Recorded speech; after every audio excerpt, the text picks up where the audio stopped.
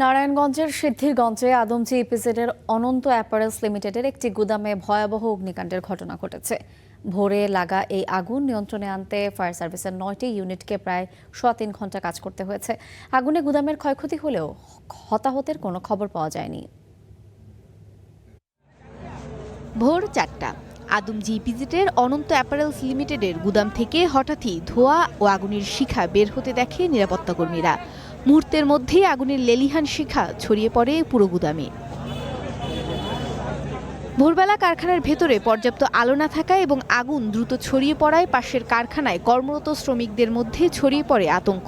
ফজর নামাজ পড়তে এসে দেখি কালো ধোঁয়া, আকাশ পুরা ইয়ে হয়ে গেছে। যেহেতু এটা কেমিক্যাল ইস্যু, এই জন্য তারা আপ্রাণ চেষ্টা করে যাচ্ছে। ফায়ার সার্ভিসের ইউনিট যত যাই করুক না কেন, কেমিক্যাল স্টোরে লাগলে আপনার ওখানে তো কেমিক্যাল আপনার বিক্রিয়া ঘটলে আগুন পানিতে নিভানো সম্ভব না।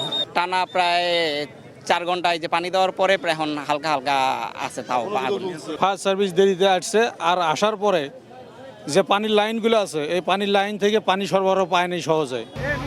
খবর পেয়ে একে একে ঘটনাস্থলে পৌঁছায় ফায়ার সার্ভিসের ৯টি ইউনিট। টানা ৩.৫ ঘন্টার যৌথ প্রচেষ্টায় সকাল ৭টা ১০ নিয়ন্ত্রণে আসে আগুন। গার্মেন্টস, যেহেতু গার্মেন্টসের গোডাউন, কাপড়ের রোল ছিল ভর্তি, তো আনুমানিক সেটা ৩৫ থেকে ৪০ হাজার স্কোয়ার ফিটের একটা সেমি পাকা টিন শেডের একটা গোডাউন, তো স্টিল স্ট্রাকচার। এবং এটা এক পর্যায়ে আগুনের তাপে এক পর্যায়ে ওই স্টিল স্ট্রাকচার শেডটা ভেঙে পড়ে, নিচে বিধ্বস্ত হয়। তো সেখানে আমরা কাজ করতেছি।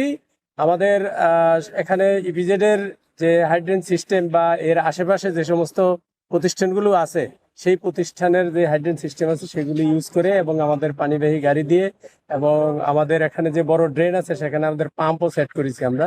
এগুলো ছিল পানির উৎস, সেগুলো দিয়ে আমরা কাজ করছি।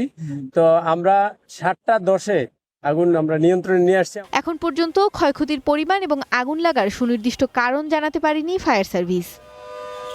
মৌমিতা মৌ, স্টার নিউজ, ঢাকা।